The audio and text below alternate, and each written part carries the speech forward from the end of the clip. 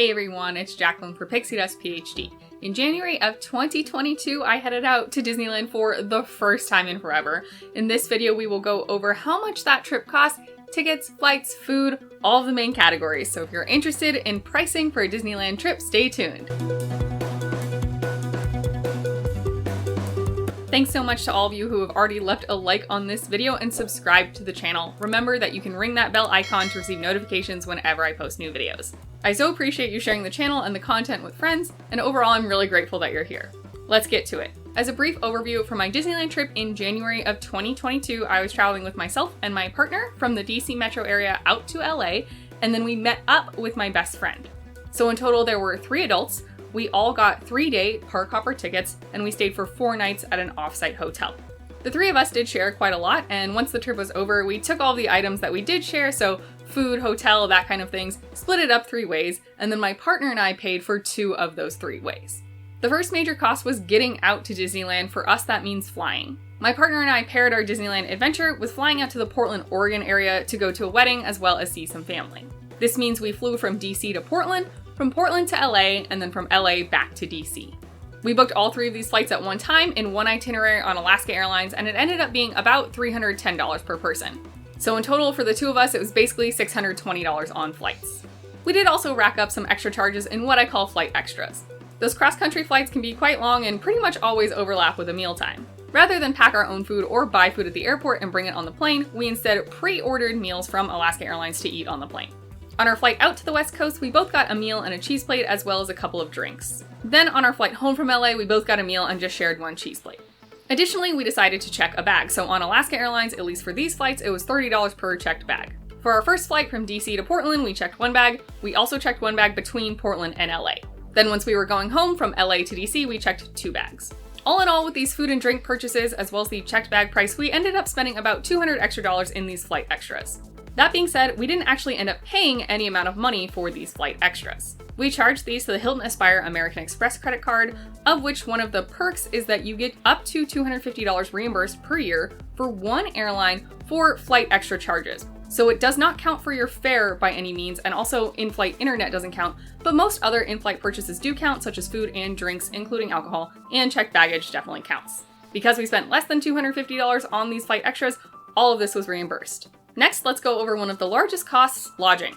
The 3 of us decided to save some money compared to staying on property, and instead we stayed off property. Specifically, we stayed at the Hilton Garden Inn Anaheim Resort.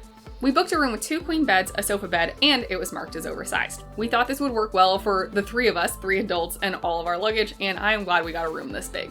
We stayed here for all 4 nights when we were visiting Disneyland, and for 3 adults, when we had booked it, the rate was about $736 after taxes and such. Another perk of that Hilton Aspire American Express credit card that we have is we automatically get Diamond status. One of the benefits of this is that when you stay at Hilton hotels and you booked directly through Hilton, you either get daily breakfast, which is happening largely outside of America right now, or a daily food and beverage credit. In our case, we got $20 daily food and beverage credit. We spent this mostly on snacks, coffee, and bottled or canned drinks to enjoy.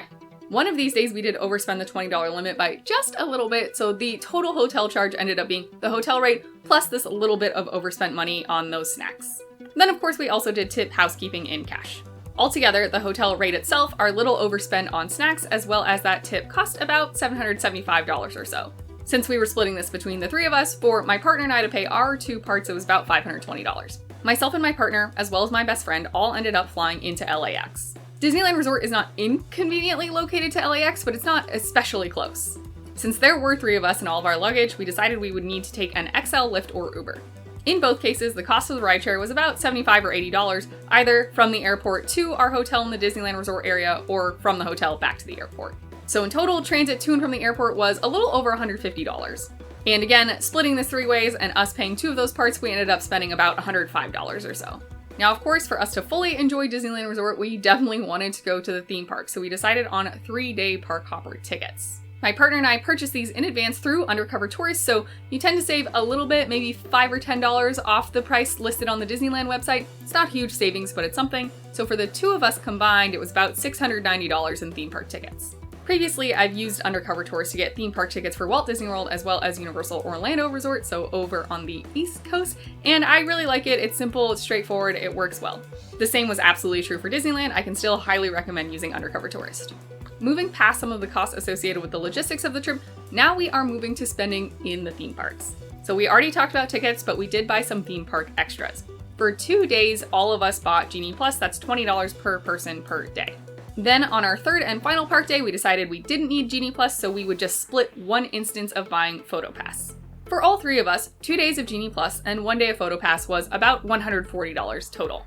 Therefore, my partner and I ended up paying about $95 for these theme park extras. And the last extra is the one and only souvenir we bought. I really liked the Disney California Adventure mug over at Starbucks. That was about $25. All right, here are some costs you may be most interested in: food and drink. I won't break down each dining location to exact items we got. If you are interested in that, please check out the vlogs or leave a comment down below and I can provide some more details. Overall, when we went out to table service meals, we all just ordered, we put things on one check, and then we split it 3 ways later. Depending on how you count table service meals, we basically had 7 table service experiences. Uva Bar is an outlier here as we went for happy hour drinks and we shared carne asada fries as a snack, so definitely not a full meal. All of the other locations though, we got at least 1 drink and at least 2 food items for the 3 of us to share. For the most part though, we did often get at least 3 food items, if not a little bit more. All of these table service meals cost at least $100 after tax and tip. Again, that's for at least 3 drinks and at least 2 food items, but typically 3 food items. If you want to cut down on the cost of table service meals, I'd highly suggest you stick with water instead of purchasing alcohol. We did also share some other drinks and snacks. We had 3 macaroons or macarons. 2 were from Jolly Holiday, my partner and I paid for those, and then the third was from Alien Pizza Planet and my best friend paid for that one, so we just called it a wash, didn't end up splitting that cost officially. Then we shared those tasty Hush Puppy-esque fritters from Royal Street Veranda, and I think while my best friend and I were off taking pictures, my partner went and got us all drinks from Sonoma Wine Terrace. Additionally, there were a bunch of snacks and drinks that we didn't necessarily split.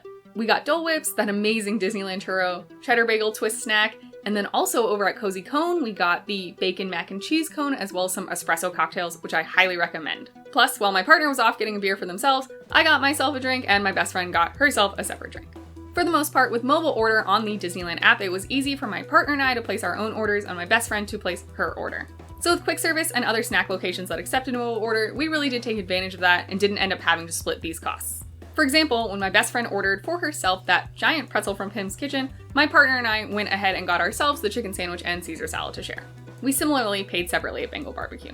And while all 3 of us did enjoy potato hand pie from Kat Saka's Kettle, which I don't know if it's on the menu anymore, which would be a tragedy because it's so delicious and totally worth the cost, even though it is a little expensive. It's very good. We did all also pay separately.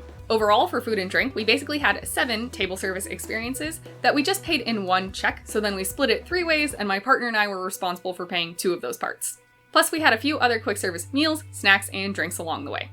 In total, for the cost that my partner and I were responsible for, we ended up paying a little under $900 for food and drink. This was for 3 full theme park days, plus another half day where we did lunch at Disney Springs and we went to Trader Sam's. When adding all of these costs up, flight, hotel, transit, theme park tickets, theme park extras, and food and drinks, for just my partner and I, it cost a little under $3,000. Again, that was for 3-day park hopper tickets, 4 nights at an offsite hotel, and we did basically 3.5 days in the resort area.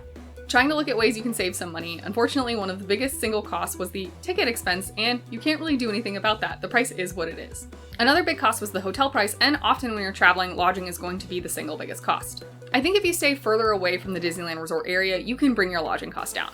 We were able to walk and be through security from our room in about 12 minutes, so it really was pretty close. My partner and I ended up paying a little over $500 for those 4 nights of the hotel, again for both of us, 2 adults. So the per person per night cost I actually don't think was that bad. That being said, I'm sure you can drive your lodging costs down if you look at staying a little further away.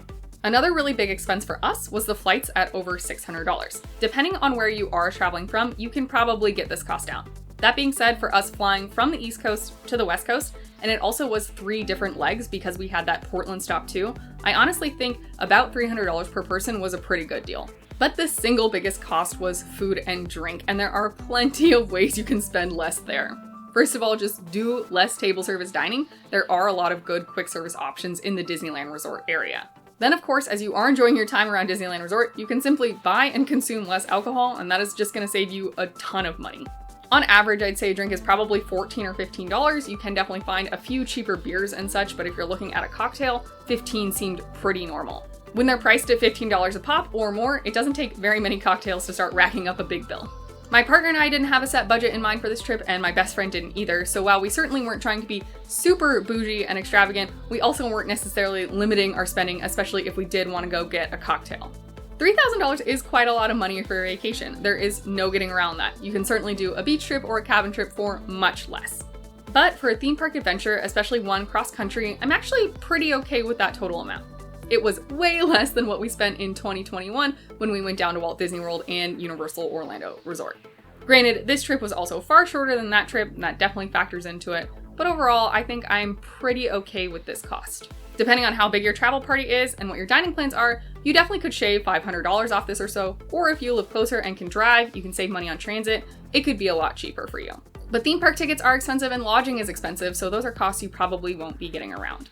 I'd say in general, for a multi-day Disneyland resort trip for a party of at least 2 folks, if you are paying for your hotel and paying for your tickets, you don't have a Magic Key or you don't have a Disney Vacation Club ownership down there or anything, it's probably going to be difficult to keep this under $1,500 or so. My partner and I did spend twice that amount. We spent close to $3,000, not $1,500, but again, we weren't really limiting ourselves.